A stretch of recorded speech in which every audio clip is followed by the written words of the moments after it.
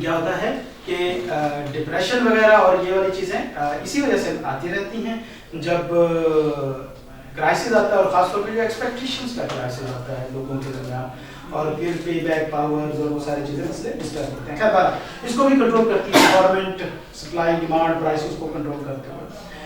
To reduce inequalities, देखें ना अभी हमारे मुल्क में कितनी महंगाई थी। हमारी मोहतरमा चीफ मिनिस्टर पंजाब मरीम नवाज शरीफ ने आटे के थैले बांटे, इन्फ्लेशन को कंट्रोल कर रहे थे। ये और बात उधर से टैक्स बढ़ा के हमसे वो पैसे लेंगे। मतलब ये चीज़ समझ नहीं आती कि भाई आप लोगों को कैश के अंदर सब्सिडी देते क्यों हैं?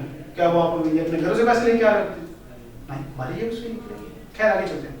To reduce inequalities in distribution of wealth हम पहले कर चुके हैं, इक्वल डिस्ट्रीब्यूशन ऑफ वेल्थ होनी चाहिए। To promote science, innovation, finance, educational, ये हम पढ़ चुके हैं। एनजीओज वगैरह भी देख चुके हैं, टैक्स क्रेडिट मिलता है डोनेशंस पे, रिसर्च पे आपको रिडक्शन मिलती है रिसर्च इंस्टीट्यूशंस पे।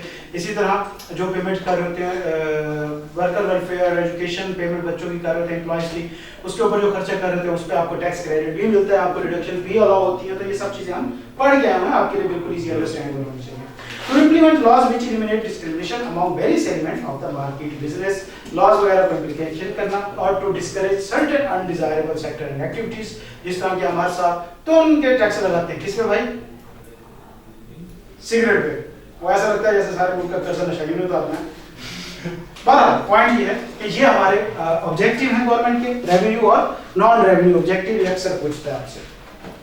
नीचे एग्जाम्पल है, ये आपने खुद करके आनी है।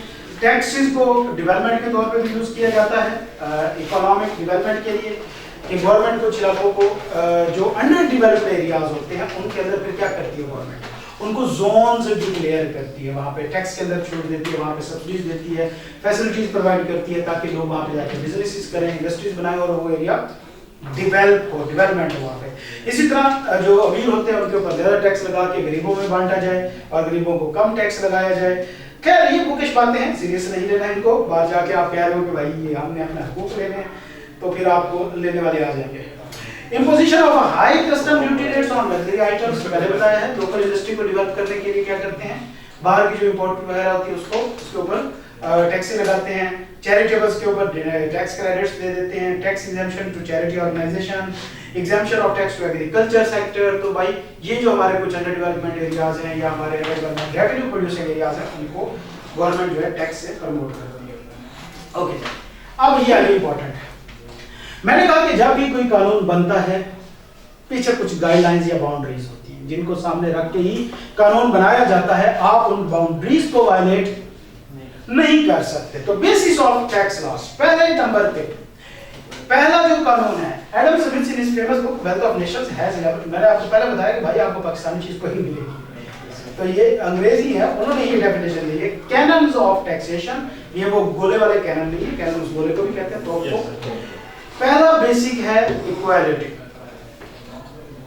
मतलब कोई भी टैक्स बनेगा ये चीज जहन में रखनी पड़ेगी, कोई भी टैक्स लॉ बनेगा कि टैक्स इक्वालिटी की बेस पे हो। मतलब जो इनकम कम है तो टैक्स कम होना चाहिए और इनकम ज्यादा है तो टैक्स ज्यादा होना चाहिए। अब दो चीजें यहाँ पे, टैक्स रेट फिक्स रखें या टैक्स रेट को भी ऊपर नीचे करें, इसका क्या मतलब है? इस पॉइंट के अंदर वो कहता है देखिए दो चीजें, टैक्स रेट फिक्स कर दो, इनकम कम कमाई तो टैक्स कम होगा, इनकम ज्यादा होगी तो टैक्स ज्यादा होगा, या जो जिसकी इनकम कम है उसकी टैक्स रेट भी कम हो और जिसकी इनकम ज्यादा उसके लिए टैक्स रेट भी ज्यादा होता जाए। इसका इस बेस के ऊपर कौन सी चीज उतर रही है?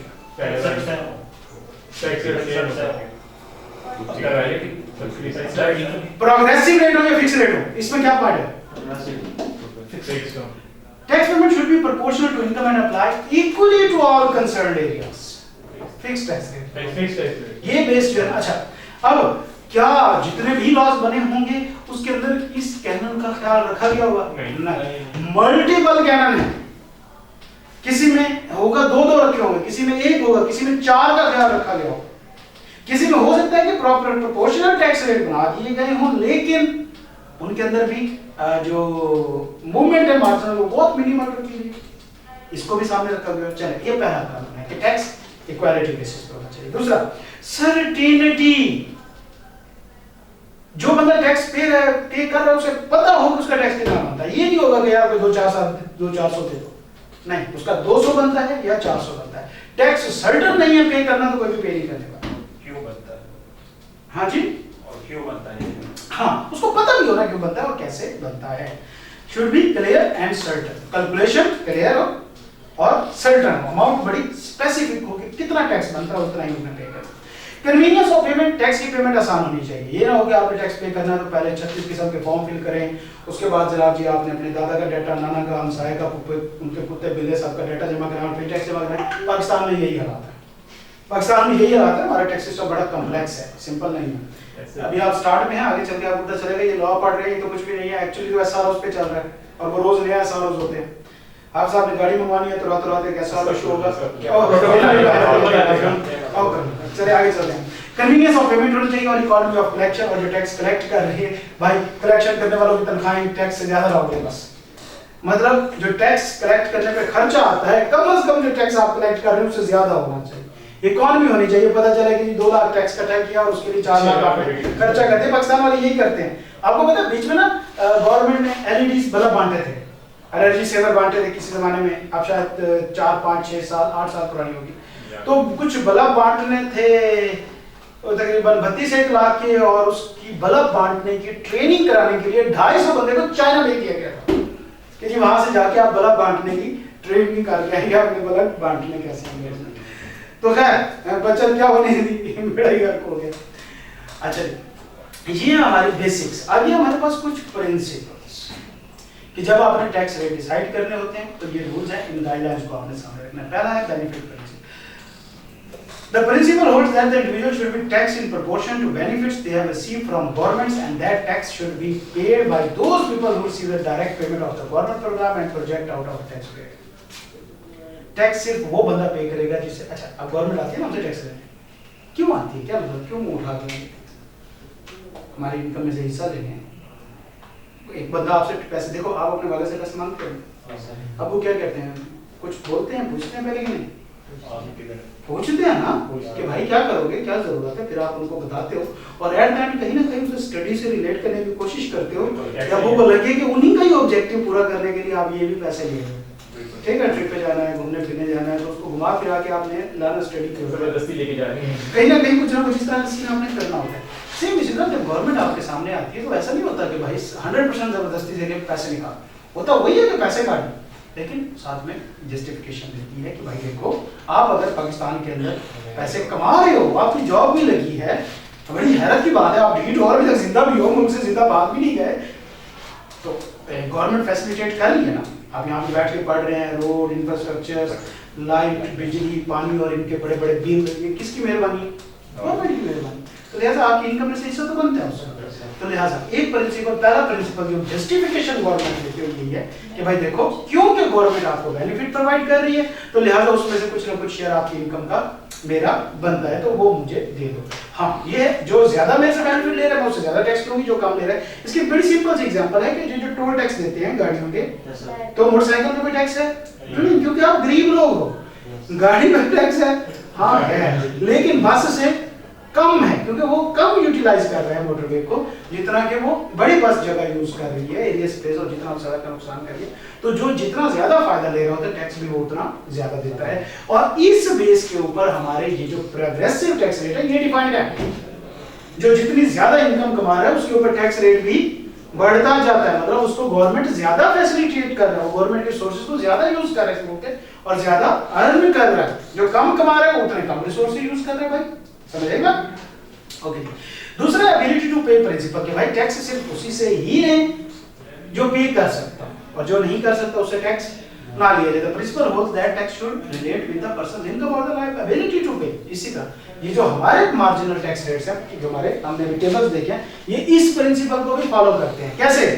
6 लाख से नीचे क्या है 0%, मतलब एबिलिटी टू पे बेसिस के ऊपर है कि 6 लाख वाला बंदा कोई टैक्स नहीं देगा। हाँ, फिर जैसे जैसे आपकी इनकम बढ़ती जाएगी टैक्स रेट भी बढ़ता जाएगा, तो ये प्रिंसिपल भी फॉलो हो रहा है वहां पे। और फिर है equal distribution principle, income wealth and transaction may be taxed at a fixed percentage, that is people who earn more and spend more should pay more taxes but not pay at a higher rate. ये companies पे जो principal apply होता है वो ये वाला होता है। ये सिंपल एक टैक्स रेट है, अगर ज्यादा कमाएंगे तो ज्यादा टैक्स देंगे, कम कमाएंगे तो क्या हम कम टैक्स देंगे। सारे हमारे एफटीआर जो है वो इसी के ऊपर है, एसटीआर नहीं, एसटीआर में भी मार्जिनल टैक्स रेट हैं एफटीआर पे फिक्स है, जैसे डिविडेंड पे फिक्स है, रॉयल्टी पे फिक्स है, प्रॉफिट ऑन डेट पे फिक्स है, ये सारे इस प्रिंसिपल को अप्लाई कर रहे थे। तो लिहाजा हम इसको प्रैक्टिकली रिलेट करते जा रहे हैं थ्योरी के साथ, ताकि आपको याद रहे। तो तीन प्रिंसिपल है। पहला बेनिफिट प्रिंसिपल, जो जितना ज्यादा फायदा उठा रहा है उतना ज्यादा टैक्स दे भाई, बंद है उसका।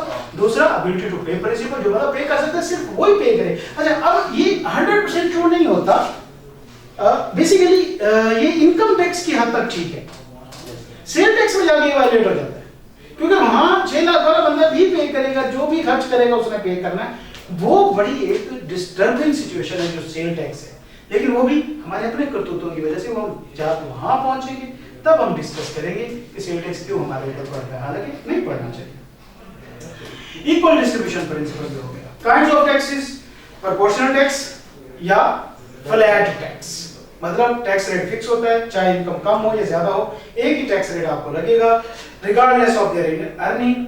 दूसरा होता है रिग्रेसिव टैक्स रेट, जैसे जैसे आपकी इनकम बढ़ती है टैक्स रेट्स कम होते जाते हैं। नॉर्मली जो क्या कहते हैं ग्रोइंग सेक्टर्स होते हैं उनके अंदर ये अलाउ करती है गवर्नमेंट, स्टार्टअप्स को अलाउ करती है कि इनिशियली उनके ऊपर टैक्स रेट कम लगता है कि भाई एक बार आप अपनी इनकम बढ़ाएं, और इनिशियली ज्यादा लगता है, फिर वक्त के साथ साथ या इनकम बढ़ती है कम होता है जब किसी सेक्टर को ग्रो करना हो गवर्नमेंट ने। और फिर होता है प्रोग्रेसिव टैक्स रेट, जैसे जैसे इनकम बढ़ती है जो हमारे मार्जिनल रेट है साथ में टैक्स रेट भी बढ़ता जाता है। तो तीन तरह के हमारे टैक्सेस होते हैं। कैरेक्टरिस्टिक्स क्या है इसके, फीचर्स क्या है हमारे टैक्स के? Tax is an imposed contribution, ये कोई चंदा से स्कीम नहीं है, आपने लाजमी पे करना ही करना है।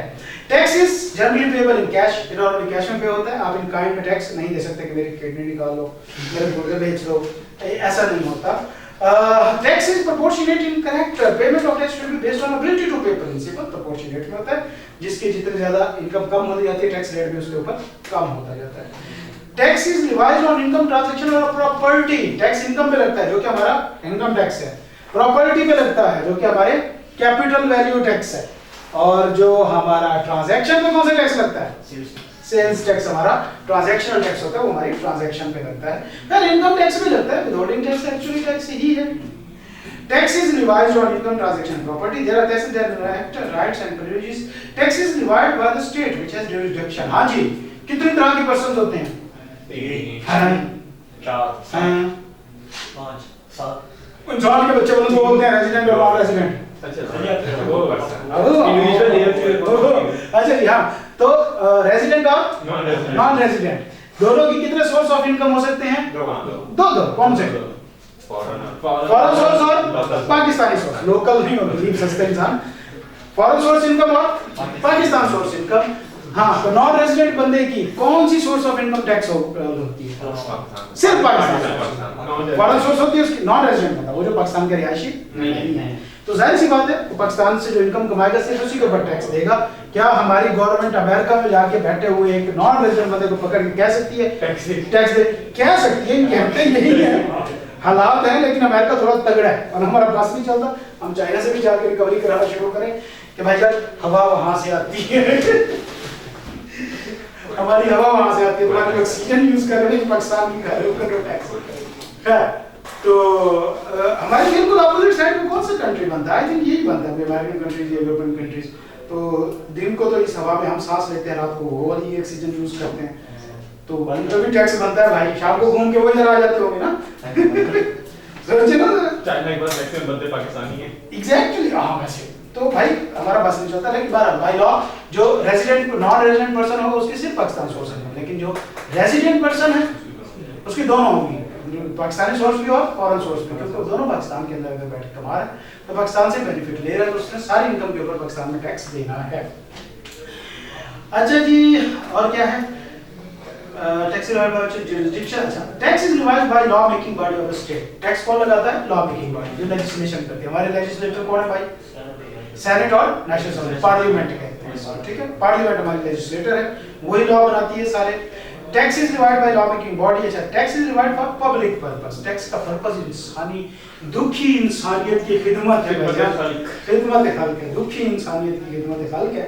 टैक्स सिर्फ इसलिए लगाया जा सकता है फलाह बहबूद के लिए, ना कि बेल्जियम में जजीरे बनाने के लिए। मैं जिक्र कर रहा हूँ यहाँ पे हमारे हाई कैमरामैन हैं उनका, जिनको भी कुछ दिन पहले जूता भी पढ़ने की इत्तला मिली थी, वो एक कैमरामैन है हमारे साइड। हाँ बस ठीक है। ओके, अगले हमारे principle of sound tax system, मतलब म्यूजिकल टैक्स सिस्टम जो है उसके कौन कौन से साउंड का मतलब स्ट्रॉन्ग। एक टैक्स सिस्टम कब स्ट्रॉन्ग होगा? फर्स्ट नंबर पे फिस्कल एडिक्वेसी होनी चाहिए, मतलब the source of revenue taken as have should be sufficient to meet expenditure of the government. Fiscal adequacy, financial sufficiency, सस्ते गरीब लैंग्वेज में फाइनेंशियल सफिशिएंसी मतलब इतना टैक्स हो कि गवर्नमेंट के खर्चे पूरे हो। ओके, फाइनेंशियली सफिशिएंट होना चाहिए, मतलब क्या आपने टैक्स बहुत कम कलेक्ट करना है, इतना कम से कम आपने कलेक्ट करना है कि गवर्नमेंट के खर्चे तो चले ना, उससे ज्यादा भी हो सकता है। तो लिहाजा टैक्स कम से कम आपका जो टैक्स रेट्स हैं, पूरा सिस्टम है, वो इतना टैक्स रेवेन्यू जनरेट कर रहा हो नेट में कि गवर्नमेंट के खर्चे पूरे हो जाए। इसको कहते हैं फिस्कल एडिक्वेसी। इक्वालिटी और थ्योरेटिकल जस्टिस, सबके ऊपर इक्वल टैक्स होना चाहिए, एबिलिटी टू पे पे इसके ऊपर। उसके बाद एडमिनिस्ट्रेटिव फिजिबिलिटी, टैक्स क्लियर होना चाहिए, सर्टेन होना चाहिए, कलेक्ट करना आसान होना चाहिए, लॉज रूल्स रेगुलेशन सब क्लियर होने चाहिए।